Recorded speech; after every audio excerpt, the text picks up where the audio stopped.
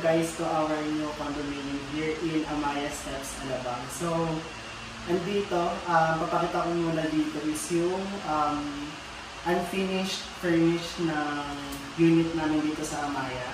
So, dito, makikita nyo is yung kitchen area. So, ito pala yung main door. And, dito yung kitchen area. Itong kitchen na ito is papalitan pa namin. So, kumuha na kami ng contractor para malagay yung mga kitchen cabinets dito. And ibubuuin na namin itong isang kitchen counter dito and then overhead na cabinets. And ayan, napakita ko na lang dito muna kung ano yung itsura, magiging itsura ng kitchen cabinets namin dito sa condo. And then next dito naman sa part na to is ito, bagong bili yung freezer or ref. So, ito siya. So, ayan, Panasonic. So, 2-door siya. Tapos ito, freezer siya. Chiller dito sa ilalim. So, ayun. Siyempre, dito tayo sa aesthetic na color. Gray and black. Tapos dito naman is ito yung magiging tawag dito. Shoe rack namin. So, every time na pupasok kami, dito na lang namin ilalagay yung mga sapatos para hindi nadala-diretso din sa loob. And, ayan dito, wala pa kami plano para dito sa part na to.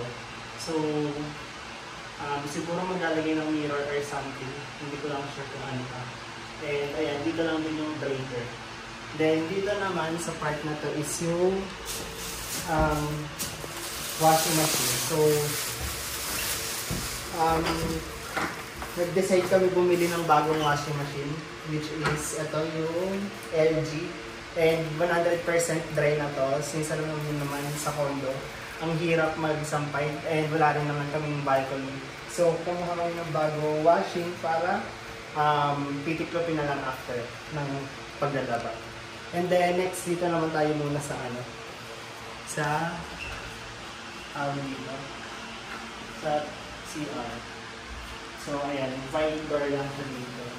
And then, dito naman is yung lavatory namin. Then, dito pala ilalagay yung dito ilalagay yung washing machine. Yung pinakita ko kanina. And then, dito, meron din siya dito magiging cabinet sa And then, merong mirror dito sa may part na to. Para kapag nang is merong salamin. Tapos may mga cabinets din para taguan ng mga kung ano-ano na. Tapos ayan, so dito, pinalitan lang namin, ito naglagay kami dito ng faucet para sa washing. And then, minodify na namin ito yung mga gripo dito. And then, ito, delay. Naglagay na rin kami since hindi siya kasama dito sa turnover. Ang kasama lang sa turnover is itong dalawa. And then, may shower din naman siya, kaso ang pangit na ng itsura. So, ayan, pinalitan namin siya ng gunmetal ng tunay. Tapos, ito, hindi pa namin ito napapalitan kasi hindi kami makahanap ng kagaya ng color nito at saka nitong gripo. So, ayan, hindi ko alam kung mahagaan na lang kami dito, tawag dito, stainless, para maganda lang tignan. So, pangit na kasi nga tignan kung titignan nyo. And then, ito tissue holder, then soap holder. Then, maglalagay pa kami dito ng mga soap and shampoo holder dito sa part na to, since ito lang makasama. So, ayun lang naman dito sa tawag dito, sa CR. So, labas na tayo ulit dito. Hindi ko pala napakita, yung ilaw dito is tricolor. So, ayan siya kumari. Gusto mo na warm, tapos medyo warm, tapos ayan yung white. So, ayun lang. So, dito din naman sa sa living area. Ganun din yung switch namin. Ayan naman, white, tapos then, ano na to, medyo warm. Tapos, ayan, white light lang. So, ayun. Tapos dito, ang plano naman dito is, meron din ditong mga cabinets. So, dito is yung TV console with working area. So, itong chair na to is dito siya nakapesto talaga originally. And dito is yung working area namin. And then dito sa part na to is yung magiging cabinet. Then overhead cabinet yung dito. Pang storage din siya. And dito yung TV namin. So katabi lang yung working area. So para space saver.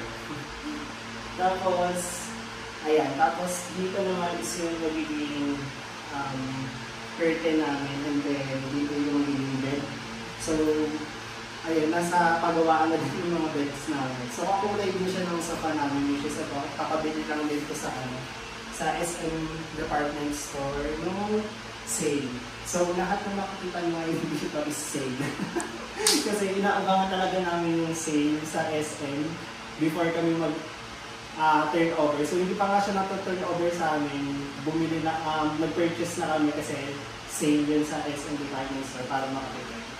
So, ayun din. Then, dito naman is yung magiging namin, wardrobe. So, fix lahat ng mga cabinet dito para hindi masyadong masikip tignan and lahat is naka-fixable. Tapos, ito naman is yung mga box na is yung mga fixtures din na mga binili natin sa Ace Hardware tsaka sa SM department store.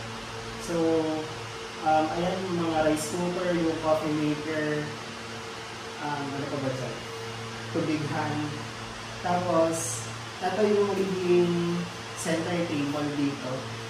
Medyo hindi ko sure kung malaki siya para dito sa space natin. So, parang malaki talaga siya kapag nag-actual dito. So, kapag nalagyan na lang yung mga cabinets saka yung bed, makikita natin. Meron pa kami next tour kapag fully furnished na po yung studio unit namin dito sa Abaya. And then, ano pa ba? So, ayun, saka na lang namin i-unbox yung ibang mga box na nandito. So, ayun lang naman. Tapos, ayun, ito lang naman yung video dito. Meron dito isang window lang. Meron naman ibang studio unit dito na may balcony kasi medyo masikip na siya kapag nasa loob. So, same square meter lang siya. So, makakompromise lang yung floor area sa loob kapag kakakuha nyo yung balcony. So, ayun lang. Then, dito yung aircon. Meron naman kami existing na aircon. So, papakabit na lang namin siya dyan. And then, hindi ko alam kung magpa-paint pa kami or hindi na. Bahala na.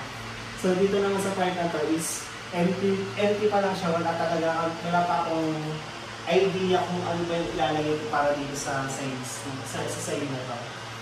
So, ayun. Pero, hindi ko rin sure kung maglalagay ako dito ng mirror or shades. Kung maganda tingnan. So, ayun lang naman. Tapos, ayun lang guys. So, dito tayo sa next video which is yung fully furnished na and yung gawa na lahat ng nandito and nakaayos na lahat. So, ayun lang guys. So,